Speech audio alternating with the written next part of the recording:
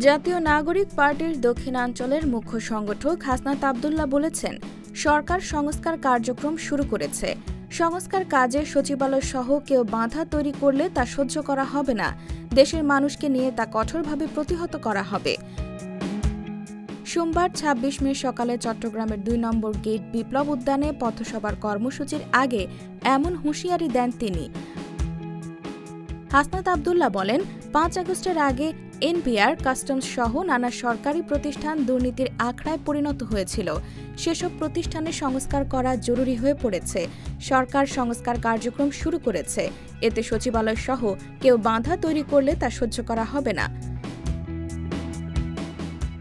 সংস্কার কাজে বাধা এলে দেশের মানুষকে নিয়ে তা কঠোরভাবে প্রতিহত করা হবে।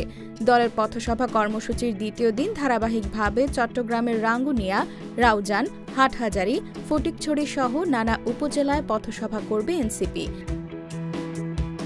এর আগে রোববার দক্ষিণ চট্টগ্রামের ৯টি উপজেলা সফর করে দলের প্রতিনিধিরা।